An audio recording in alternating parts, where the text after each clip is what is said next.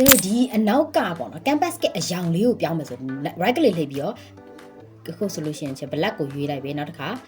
dark gray ပေါ့နော်ကြိုက်တဲ့ color ကိုရွေးလို့ရတယ်ကျတဲ့ဒီအောက်မှာဆို constant ဆိုတာလေးကိုရှိတယ်ဒါကတော့ချက်ရွေးပြီးသားကာလာဖြစ်နေကြအောင်ပေါ့နော်အဲ့တော့ select constant color ကိုရွေးပြီးချက်ကြိုက်တဲ့ color ကိုရွေးလိုက်လို့ရတယ်ဒါကကြတော့ချက်တော့တပုတ်ပဲတပုတ်ကြတော့တစ်ဖက်ပဲထားလိုက်မယ်ဒါ canvas ကိုပြောင်းတာအဲ့လိုမဟုတ်ဘဲနဲ့ချက်တို့ height က Photoshop interface တစ်ခုလုံးကိုပြောင်းလို့ရတယ်အဲ့ဒါသူ့ရဲ့ shortcut ကလေးပါလို့ဆို control Alt Shift နဲ့ F2 လေးကိုနှိပ်ပါ Control Alt Shift F2 Control Alt Shift F2 ဆိုပြီးတော့နှိပ်သွားအောင်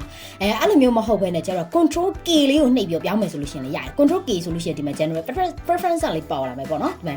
interface ထဲကနေဒီဟာလေးတွေကိုပြောင်းလို့လည်းရတယ်အဲ့ဒီကဟာကို Control K မနှိပ်ဖဲနဲ့ဒီမှာ edit ထဲကနေအောက်ဆုံးမှာ preference ဆိုတာရှိတယ်အဲ့ကနေပြီးတော့ကျတော့ interface ထဲကိုတစ်ခါတည်းဝင်လိုက်မယ်ပေါ့နော်ဟုတ်ပြီအဲ့တော့ဒီဟာလေးတွေကိုပြောင်းလို့ရတယ်အဲ့ဒါလေးတွေကိုလေဆောင်းတော့ fan way လေးလို့ရတယ်ဒီလားဆောင်းတာဆိုလို့ရှိရင် control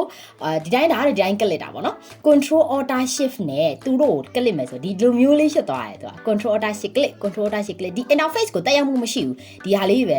ပုံစံလေးပေါ်လာနောက်ထပ်ဟိုပါမုံလေးပေါ်သေးတယ် control alt shift click control alt shift click